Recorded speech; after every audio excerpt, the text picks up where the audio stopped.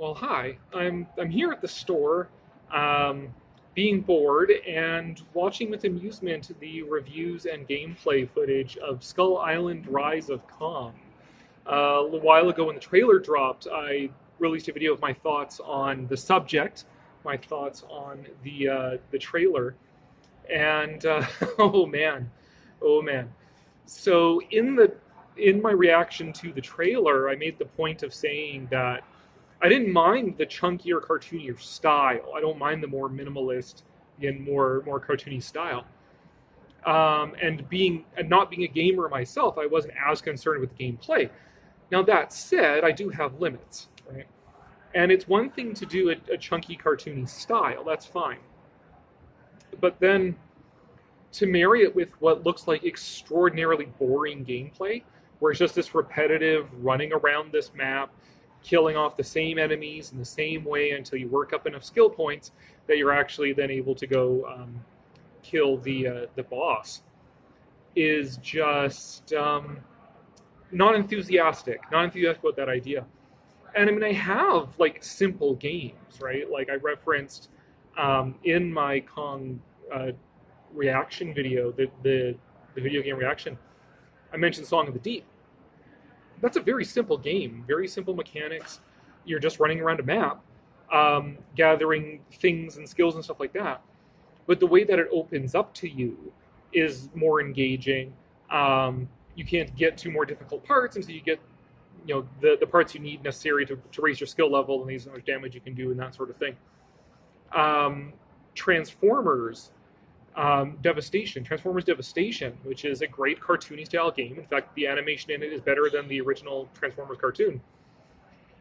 Is also a very simple game, very simple map, but it has a lot of variety in what it makes you do. Each level of it is kind of different. New areas open up to you, and they added new challenges to that. And it's not exactly a chore to play that, because the point of playing that really is that every time you play it through, you get better and better weapons, you raise your skill levels, like that, until you can graduate to the next difficulty setting for it. So you are playing it over and over and over again, but it adds enough variety in there to keep things interesting as you're going through it. It does not look like that with this one. It looks like, and I haven't played it because I'm not going to drop $40 Canadian. To get the full package with the extra filters so that you can play in black and white and that sort of thing. But it just looks like it's a constant repetition until you get the skill points to raise your levels enough that you can actually take on the bad guy. And the story, by the looks of things, is the tutorial. That's the entire story. Is that Kong's parents get killed by Gaw, and then Kong himself grows up, and then he has to get the skills, run around the map killing enemies to get skill points, to then take on the monster that killed his parents. So King Kong's Batman, and the entire story is just getting skill points to get to the boss, which you don't want to necessarily make your story the game mechanic. Like, it's good to have a game mechanic that fits the story. That's actually one of my misgivings with Red Dead Redemption 2. Actually, why I think Red Dead Redemption 1 has the better story is that the mechanics fit the story better. So as you're John Marston, the former outlaw who is trying to redeem himself and take out his former gang, you have your honor levels, right? So your fame and your honor, well, it makes sense to want to keep your honor high because you are a reforming criminal. Whereas in Red Dead Redemption 2, it has that same mechanic, but it doesn't make sense at all because Arthur Morgan is always an outlaw, and he stays an outlaw for the entire thing until sort of towards the end there, after the big reveal, when he starts to get a heart of gold, starts to try and redeem himself. But before that, it's like, what does your honor matter? Because even if you play as an honorable outlaw, the story still makes you do horrible things. So the mechanics don't fit the story. But in this case, in Skull Island: Rise of Kong, it looks like the mechanics are the story. What is the story? To get your skill levels up. so you can take on the boss. Like, that's not very engaging. And then they have this rather uncreative map made out of sort of the most generic elements possible. Mountains that look like they're flowing as the respective changes. They don't look like they come into sharper focus. They actually look like they're flowing and whatever. It is quite the experience of watching it, let alone trying to play it, which again I haven't done yet. So to be fair, I haven't actually played it yet. $5 on the Xbox store, and maybe I would try it. But definitely not enthusiastic about paying $40 Canadian to play this game. Now, the question that I find interesting about all this is this going to kill the King Kong of Skull Island franchise by Joe DeVito? Because that's what this game is from, right? And I've talked about it before, wherever the thing's going to show up here. I've talked about it with the Mezco figure and with reviewing this book and talking about the origins of that King Kong of Skull Island franchise. I haven't reviewed the King Kong of Skull Island VR machine, which actually looks like a lot more fun game than this game. In fact, for $40 Canadian, I could play through the VR game twice, and actually a little more than twice. And I would rather do that, actually, than play this other game. But the Disney Plus series is also supposedly is coming, is supposedly based, going to be based on this as well.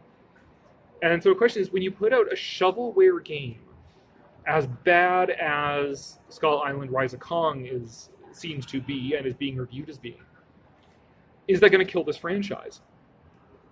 Because Joe DeVito is kind of riding this wave of interest in the MonsterVerse and people wanting to do King Kong stories, but not wanting to pay Legendary to do it, not wanting to pay RKO for the original movie, but wanting to cover their bases and not wanting to rely on the vagaries of the book being public domain. They say, well, fine, we'll just find the cheapest King Kong franchise to license, which is the Joe DeVito King Kong Skull Island franchise. But is this game, because it's so bad, is it going to be poison for this franchise, for this licensing? And that thought crossed my mind. But, honestly, really?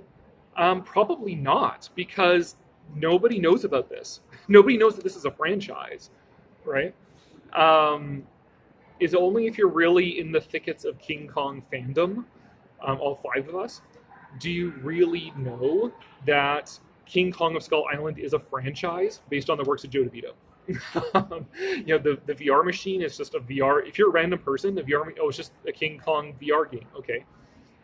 It's just a random King Kong toy by Mezco. It's just a random, terrible King Kong video game.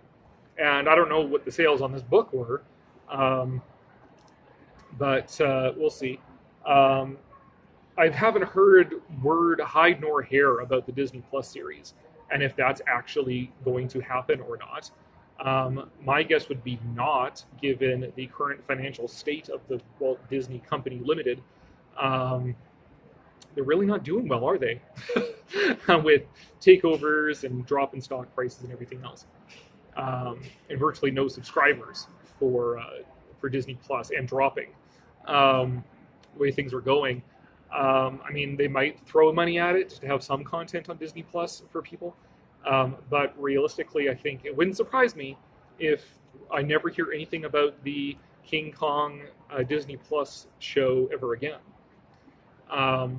So that's another hit to the franchise, but does anybody know this is a franchise? Not really. It would just be Disney's King Kong, right? It wouldn't be, oh yeah, that's the Disney's adaptation of the King Kong books by Joe DeVito.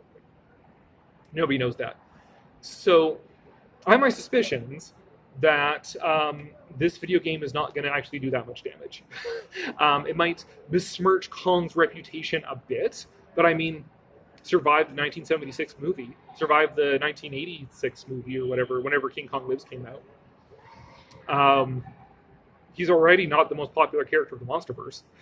So, it just, I think at least the good thing is that not enough people know that this is a franchise, that it's going to actually do any damage to it. There's nothing to damage, right? So that it's not going to help King Kong's reputation in general, a broader sense of King Kong.